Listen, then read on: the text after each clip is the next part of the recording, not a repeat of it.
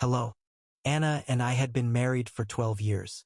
We'd built a life together, had two beautiful children, and shared what I thought was an unbreakable bond. We had our ups and downs like any couple, but our love had always seemed stronger than the petty arguments that cropped up. Or so I believed. I never thought I'd find myself here, piecing together the wreckage of our family, all because of a betrayal that blindsided me. Started a few months ago, just after our daughter's 10th birthday. Anna had begun working late more often, citing a big project at the marketing firm where she'd recently taken on a leadership role. I was proud of her for pushing her career forward, even if it meant more dinners without her at the table. I thought nothing of it. Marriage is a give and take, and if this was a season where I had to pick up more of the slack with the kids, then that was fine. We were a team after all. But then, little things began to nag at me. Her demeanor seemed different, and she was unusually guarded about her phone. If I picked it up to hand it to her, she'd snatch it back, like I was going to discover some big secret. I shrugged it off at first, convincing myself that I was overthinking it. Then came the nights where she wouldn't come home until nearly midnight, her explanations growing thinner and thinner. "Sorry, hon. I just got caught up in work," she'd say, her eyes never quite meeting mine. There was an unfamiliar perfume that clung to her when she returned. It wasn't the one she usually wore, and that was when the doubts really started to creep in. I could no longer ignore the warning signs. One evening, after I had put the kids to bed and Anna still hadn't returned, I did something I never thought I would. I checked her phone. I'd never invaded her privacy like that before, and I felt guilty even holding it in my hands. But desperation had set in. I needed some sort of answer, and I hoped deep down that I was just being paranoid. When I saw the messages, my world shattered. They were from a man named Eric, someone she had apparently met during a business conference last year. The texts were explicit, the kind of language you don't use with just a work colleague. I scrolled through weeks of messages, each more damning than the last. She'd met him on several of her late nights at the office, and the texts made it clear this was more than just a physical fling. It was an emotional affair, too. I felt sick to my stomach. The anger, the betrayal, it all crashed over me at once. I wanted to confront her immediately, but I needed a plan. I couldn't just barge in and accuse her without knowing everything. There was too much at stake. We had our children to think about. If I mishandled this, it could blow up in my face and tear the family apart even more than it already was. I decided to play along for a while, to act like nothing was wrong. I needed time to figure out my next steps, to gather evidence so there would be no way she could deny what she'd done. It was the hardest thing I've ever had to do, pretending to be the loving husband while knowing my wife was sneaking around behind my back. A week later, the opportunity presented itself. Anna told me she'd be staying late at the office again. She had no idea that I'd already tracked down Eric's address. As soon as she left the house, I hired a private investigator to follow her. If she was going to be with him that night, I wanted proof. I wanted to see with my own eyes where she was choosing to be instead of at home with her family. Hours passed, and I waited in agonizing silence. Finally, my phone buzzed. It was the investigator, confirming my worst fears. Anna wasn't at work. She was at Eric's apartment. He sent photos of her car parked outside, and later of the two of them walking in together, laughing like they hadn't a care in the world. I felt a wave of despair, followed quickly by a rage I hadn't known I was capable of. This wasn't just some fling or meaningless hookup. She was prioritizing him over our family, our children. It felt like she was erasing all the years we had spent building this life together. But I couldn't confront her just yet. I needed to know how deep this really went. I needed more than just one night's evidence. I had to make sure that when I confronted her, she wouldn't be able to talk her way out of it. The next few weeks were a balancing act. I was seething with anger inside, but I kept up the facade. I acted like the loving husband who didn't suspect a thing, and meanwhile I kept collecting evidence. The private investigator trailed Anna on her late nights, capturing more of her clandestine meetings with Eric. The photos were undeniable. There they were, hand in hand, stealing kisses like teenagers, while I stayed home with our children, pretending everything was fine. It wasn't fine. It wasn't even close to fine. I found myself feeling cold and distant around Anna, struggling to play the part. She must have noticed something was off because she began questioning me, asking if I was okay, if something was bothering me. I'd give her some lame excuse about being tired from work or stressed out about bills, just enough to divert her suspicion. It was ironic, really. She was the one living a double life, but here I was, lying to cover up what I knew about it. The kids had started picking up on the tension too, especially our oldest, Emily. She asked me one night, "Dad, is everything okay with you and Mom?" I hated that my daughter had to see me this way, had to sense that something was wrong. I forced a smile and told her that sometimes adults just get busy and stressed, but that everything was going to be fine. I didn't know if that was true, but I had to give her some reassurance, even if it was a lie. Finally, the evidence I was collecting reached a critical point. It was no longer just a series of isolated incidents. It was a full-blown affair, and I had the documentation to prove it. Photos, text message records, locations. There was no way Anna could spin this as anything other than what it was. I decided it was time to confront her, but I wanted to do it in a way she wouldn't expect. I wasn't going to yell and scream. That wouldn't get us anywhere. I needed to stay calm, to keep control of the situation. One evening, I told her we needed to talk after the kids went to bed. I could see the nervousness flicker across her face, and I could tell she was trying to read me, trying to gauge if I knew. She agreed, and once the kids were asleep, we sat down at the kitchen table. "Anna, I need you to be honest with me," I said, my voice steady despite the storm raging inside me. "I know about Eric." Her reaction was immediate. Her face paled, and her eyes widened in shock. She opened her mouth to say something, but no words came out. It was the reaction of someone who had been caught off guard, who had thought they were more careful than they really were. I don't know what you're talking about," she stammered, her voice shaking. But it was too late for denials. I pulled out the folder of evidence I'd compiled over the weeks and laid it in front of her. The photos, the text logs, everything. Her eyes darted to the door as if she wanted to run away, but there was nowhere to go. She was cornered. "I've known for weeks," I continued. "You've been lying to me, sneaking around with him while I'm here taking care of our kids. I just want to know why, Anna. Why would you do this to us? To them?" For a moment, I thought she was going to break down and confess. Her lips trembled, and tears welled up in her eyes. But then, something shifted. It was like a mask slipped into place, and her expression hardened. "It wasn't supposed to be like this," she said quietly, almost as if talking to herself. "You don't understand, Jared. I needed something more. Something you weren't giving me." I couldn't believe what I was hearing. She was blaming me, as if her betrayal was somehow my fault. "What are you talking about?" I asked, my voice rising despite my efforts to stay calm. "I've been here, every day, supporting you, supporting this family. I've been the one holding it together while you've been sneaking around behind my back." She shook her head, wiping away the tears that had started to fall. "It wasn't just about you. It was about me. I felt trapped, Jared.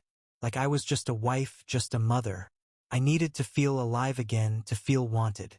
Eric, he made me feel that way." The way she spoke his name, with that hint of tenderness, felt like a knife twisting in my chest. It wasn't just some fling for her. She had real feelings for him. That made it worse, somehow. It wasn't just about the physical betrayal. It was about the fact that she had checked out emotionally long before I even realized something was wrong. I thought about the kids and how this was going to affect them. They deserved better than this mess. "So what now, Anna?" I asked, my voice cold. "Are you leaving us? Are you choosing him over your own family?" For a moment, she didn't answer. She just stared at me, as if weighing her options. Then she whispered, I don't know." The days that followed were tense, filled with a suffocating silence that clung to every room in the house. We tried to go about our daily lives, but the fracture in our marriage was impossible to ignore. Anna and I barely spoke, and when we did, it was only to exchange the bare minimum of information about the kids or household responsibilities. It was a temporary truce of sorts. She hadn't left, and I hadn't asked her to, but the uncertainty hung in the air like a dark cloud. I wasn't sure if she was staying because of the kids, or because she genuinely wanted to work things out.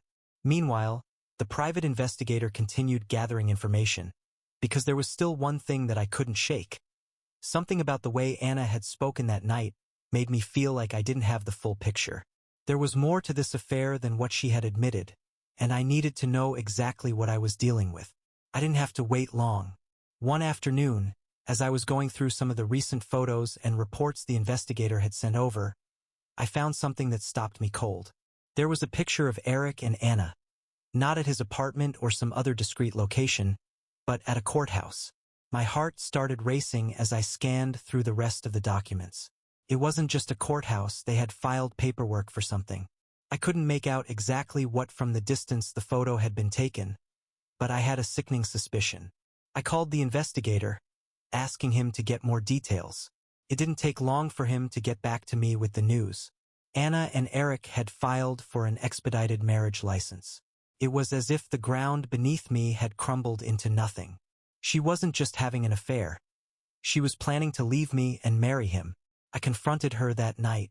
I didn't bother with the pretense of calm this time. I laid the new evidence out on the table as soon as the kids were out of earshot. "Explain this," I said, shoving the picture in front of her. "You went to the courthouse with him? You're planning to marry him?" Her face drained of color, and for the first time, I saw real panic in her eyes. "It's not what it looks like," she stammered.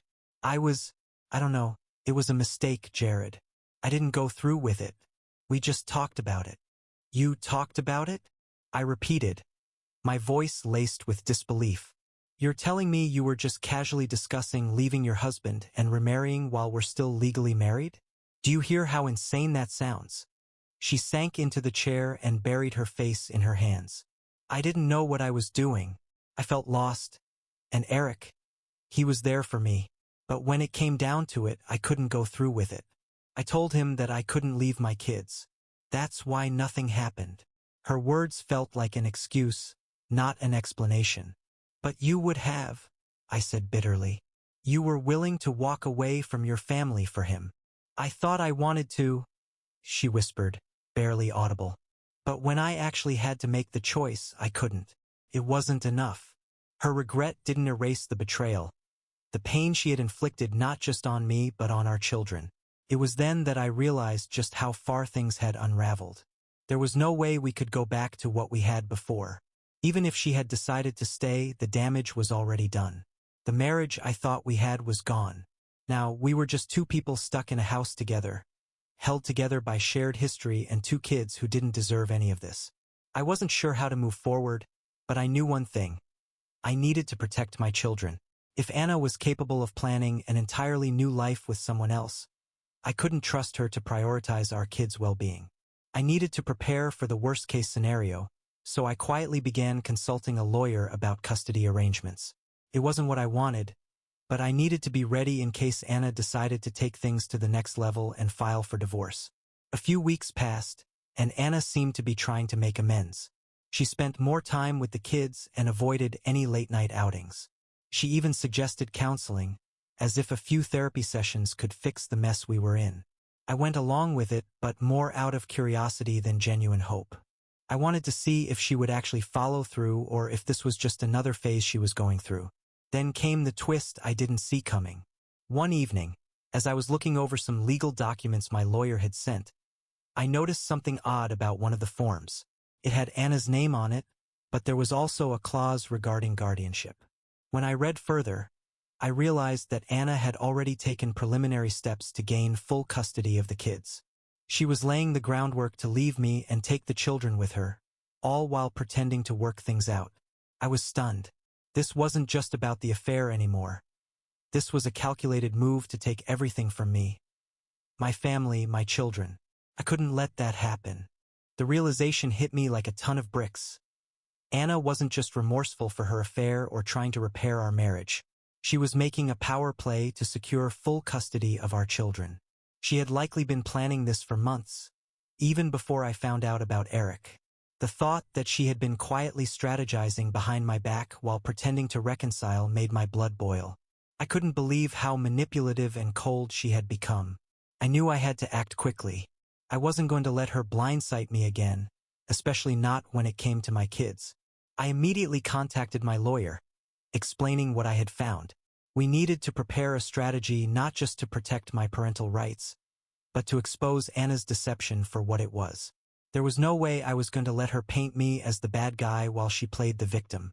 The first step was getting my lawyer to file for a temporary custody arrangement that would prevent Anna from leaving the state with the children. I wanted to be sure she wouldn't just disappear with them if things got ugly. My lawyer also suggested hiring a forensic accountant to go through our finances. If Anna was planning to take full custody, it was likely she'd also been stashing away money or hiding assets in preparation for a divorce. I agreed, and the investigation began. While all of this was going on behind the scenes, I had to continue pretending everything was normal. Anna still hadn't filed for divorce, and I wasn't about to tip her off to the fact that I knew about her custody plans. I kept attending the counseling sessions, playing the part of a husband trying to fix his marriage, all the while gathering more evidence of her intentions. One night, I was putting our youngest, Ben, to bed when he asked, "Dad, why doesn't Mom read me stories anymore? She used to every night." His question caught me off guard, and I could see the confusion and hurt in his eyes. I didn't know how to respond without making him feel even worse. "Mom's just been really busy lately," I said gently, stroking his hair. "But I'm here, and I'll read you as many stories as you want. Okay?" He nodded, but it was clear that my answer hadn't satisfied him. It broke my heart to see the impact Anna's behavior was having on the kids. They didn't understand the complexity of what was happening. They just knew that their mother wasn't the same. Then, the unexpected twist happened. I received a call from the forensic accountant late one afternoon. "Jared, I think I found something you'll want to see," he said, his tone serious. He explained that while combing through our financial records, he had discovered a series of transfers from Anna's account to a private bank in another state. It wasn't just small amounts either. It was tens of thousands of dollars over the past year. This wasn't just some rainy day fund. It was enough money to indicate that she was planning a major move. But that wasn't the most shocking part. It turned out that the recipient of those funds was a company registered under Eric's name. Anna had been funneling money into a business he owned, helping him expand his operations while I had been in the dark about the entire situation. She was not only betraying me emotionally and planning to take my kids away, but she was financially supporting her affair partner behind my back. The rage I felt was indescribable. Anna hadn't just chosen Eric over me. She had chosen him over her children.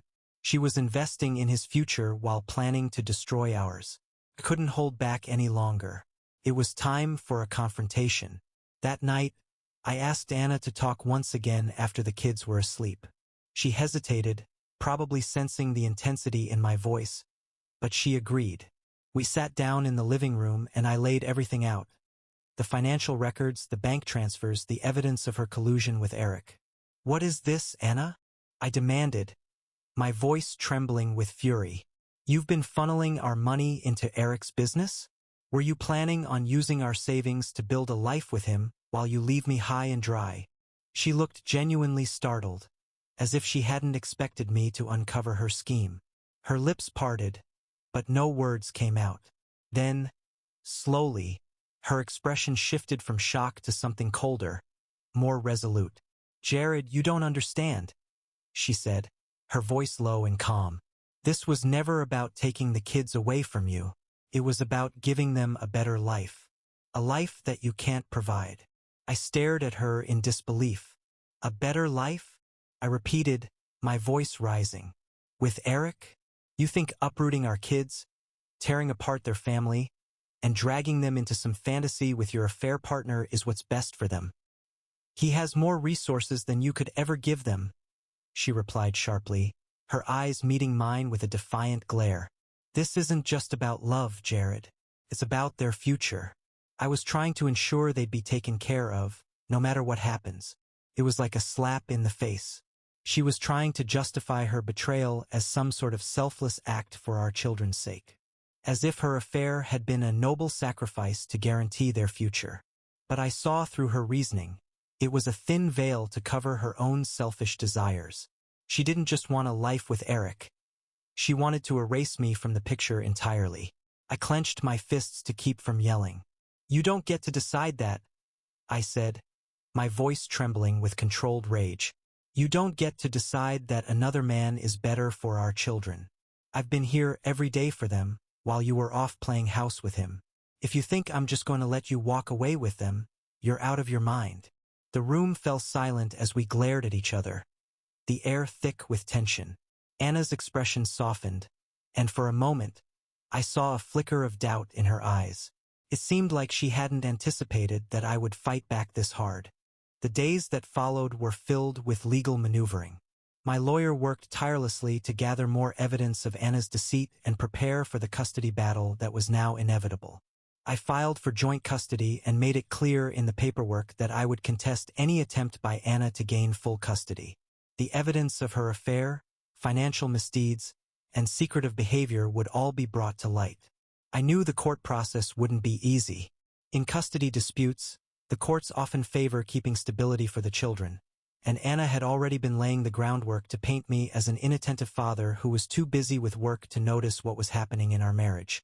She was going to push the narrative that I was the one who hadn't been there for the kids, and I had to prepare to counter that. Meanwhile, I kept my daily routine with the kids as normal as possible. I couldn't let them sense the battle that was brewing behind closed doors. I made sure to spend quality time with them, showing up for every soccer game, every parent-teacher meeting.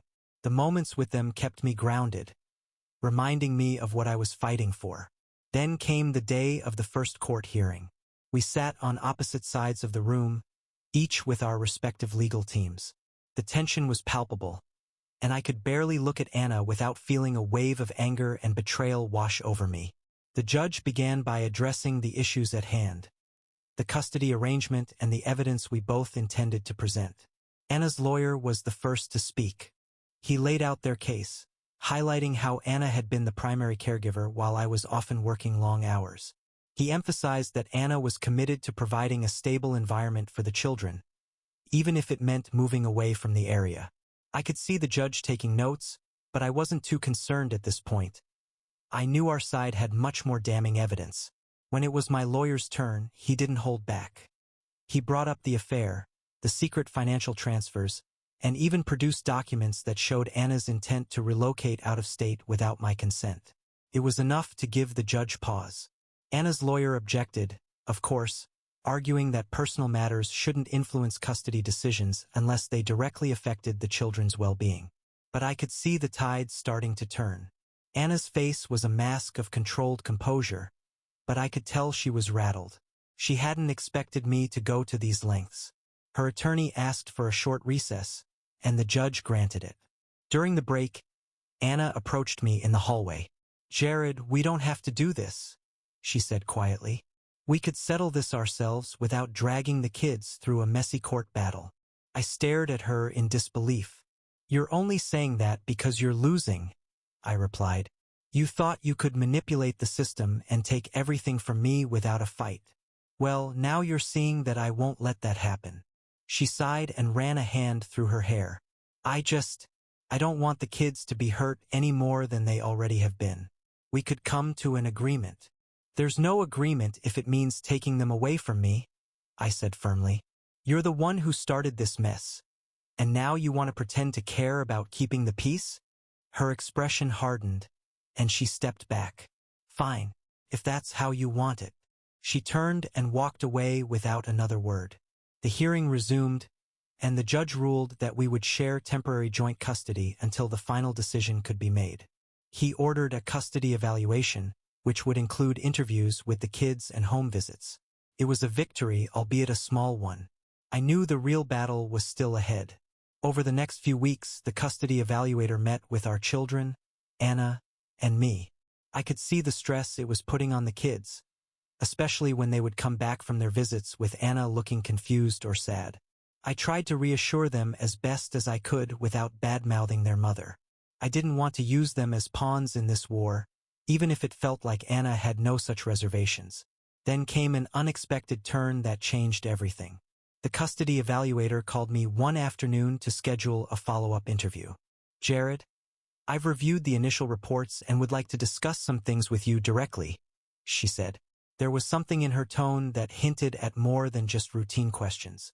When I met with the evaluator, she informed me that during the children's interviews, they had revealed some troubling information. Ben had mentioned overhearing a conversation between Anna and Eric, where Eric was talking about moving to another state once the paperwork was all done. Worse still, our older child, Sarah, had mentioned that Anna sometimes told them they would be living with Uncle Eric soon and that Daddy might not be around as much. My blood ran cold as I listened. It was one thing for Anna to plan her escape with Eric, but to start mentally preparing the kids for a life without me? It was manipulation at its worst. The evaluator assured me that these revelations would be included in her report to the court, but I couldn't just wait for the legal process to unfold. I had to confront Anna directly. That evening, I went to her place while the kids were still with me. When she answered the door, I could see from the look on her face that she knew why I was there. "How dare you?" I began, my voice a low growl. "How dare you fill our kids' heads with ideas about living with him? You're trying to turn them against me, aren't you?" Anna's eyes narrowed. "You don't understand, Jared. I'm doing what's best for them. Eric can give them a better life." "You mean he can give you a better life?" I shot back. "You're using them to justify your selfishness. You've already lost the moral high ground here, and now you're risking losing your children's respect too." She took a step back, folding her arms defensively. I thought they should be prepared. In case the court decides." I interrupted her. "The court will decide what's best for the children, not what's most convenient for you. And if you keep this up, you're going to lose them for good." I turned and walked away before she could respond, leaving her standing there in the doorway.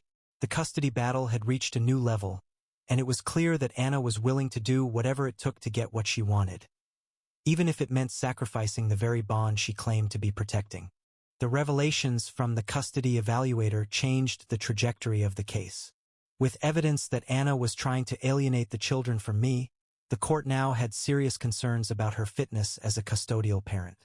My lawyer filed a motion to modify the temporary custody arrangement, arguing that Anna's attempts to manipulate the children showed a blatant disregard for their emotional well-being. We requested that I be granted primary custody while Anna's access would be limited to supervised visits until the final hearing. The court set another date for a hearing to discuss the motion. In the meantime, I noticed a shift in Anna's behavior. She stopped trying to confront me directly and became more evasive. I wasn't sure if it was due to the legal pressure, guilt, or because she and Eric were planning another move. Regardless, I was determined to stay one step ahead. My lawyer suggested we conduct a background check on Eric, to dig into his past and see if there were any skeletons in his closet that could work in our favor. I was hesitant at first. It felt like I was crossing a line. But after everything Anna had put me through, I realized I needed every tool at my disposal. I gave the go-ahead, and within a few days we received a report that brought everything to a head. Eric wasn't just Anna's affair partner. He was a man with a history. 5 years ago, he had been involved in a bitter custody dispute of his own, one that ended with him losing all rights to his children after allegations of emotional abuse surfaced. The records were public but buried deep enough that it took a thorough search to find them. It turned out that his ex-wife had moved out of state with their children and cut off all contact, a decision the court upheld due to his harmful behavior. This information was explosive. Not only did it undermine Anna's claims that Eric was a stable influence in her life, but it also raised serious questions about her judgment. How could she want to bring our children into the orbit of a man who had been deemed unfit to parent his own kids? My lawyer filed this new evidence with the court, and we knew it would give our case the final push it needed.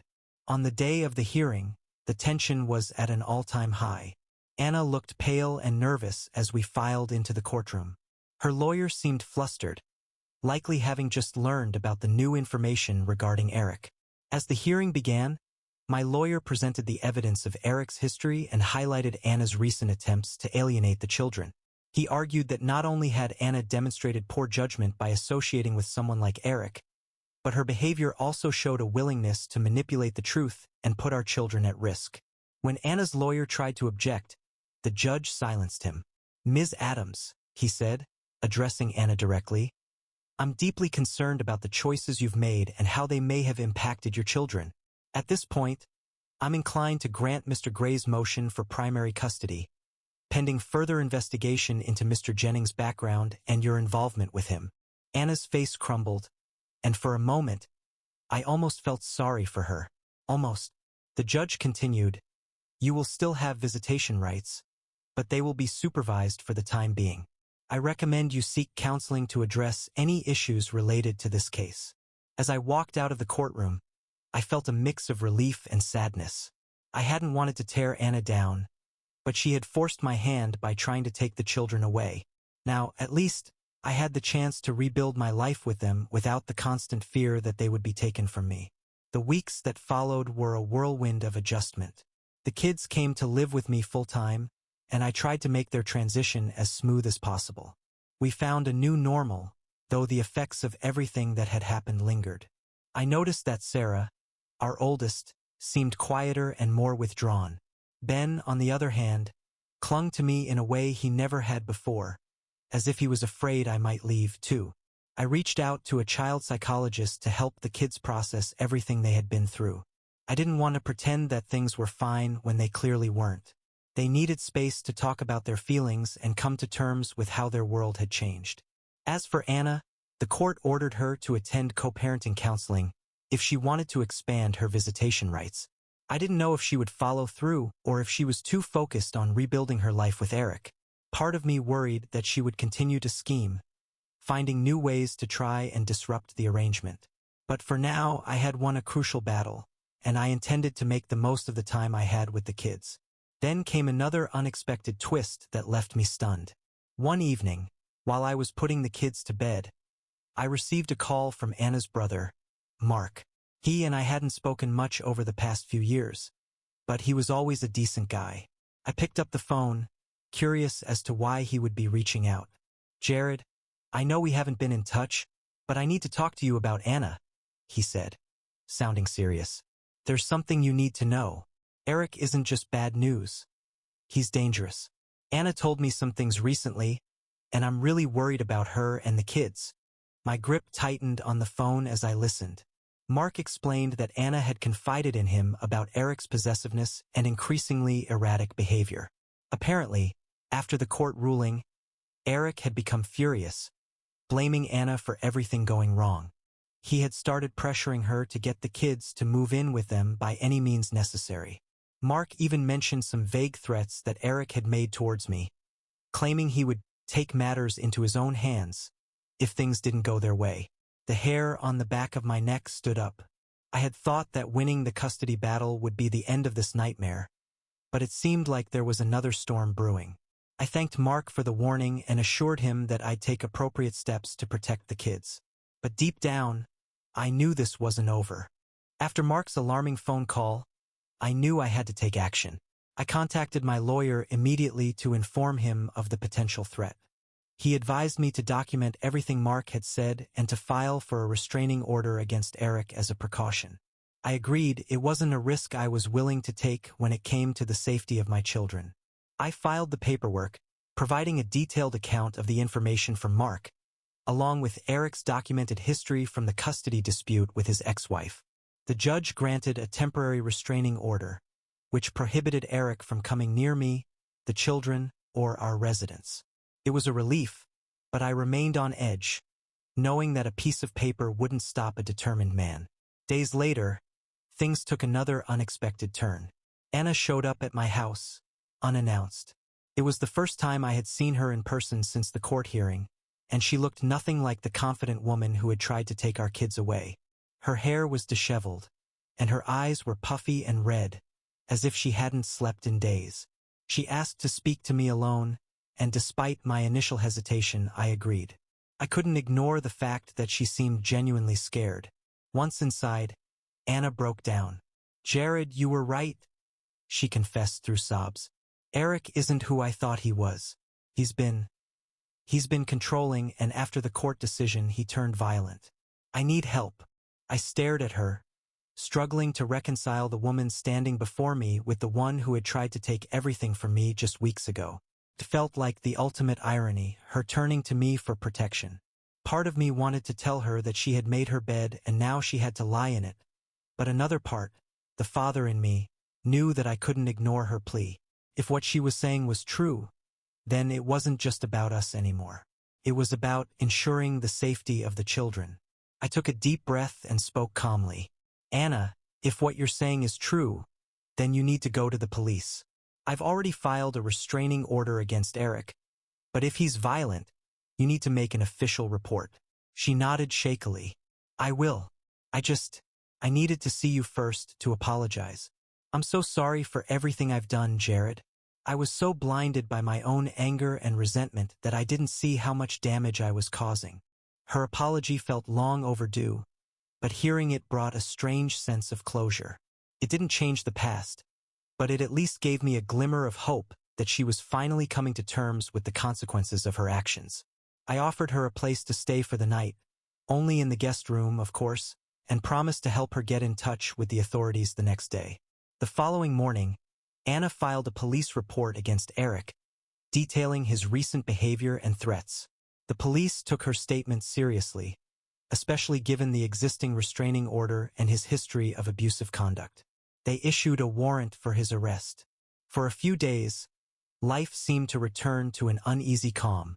The kids noticed that Anna was staying at the house, but I explained it away by saying she was dealing with some personal issues and needed a place to stay for a bit.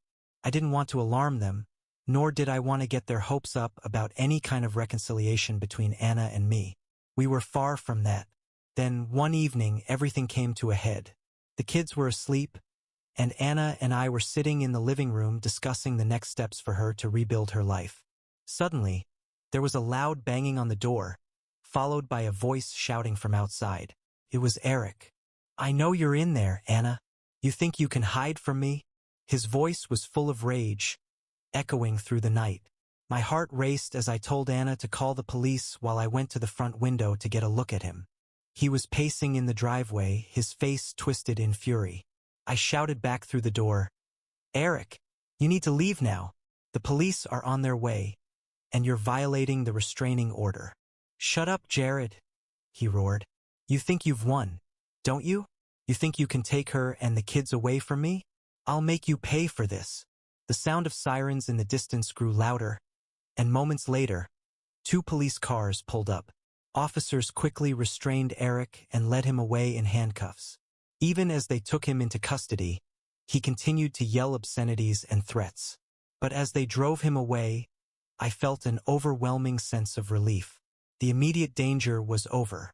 In the aftermath of Eric's arrest, Anna made the difficult decision to leave town and stay with her parents for a while. It was the best choice for her to regain her footing and put some distance between herself and the chaos Eric had brought into her life. She apologized again, not just to me but to the kids, and she promised to work on becoming a better mother. I kept custody of the children, with Anna allowed supervised visitation when she was ready. We took things one day at a time, slowly healing from the upheaval.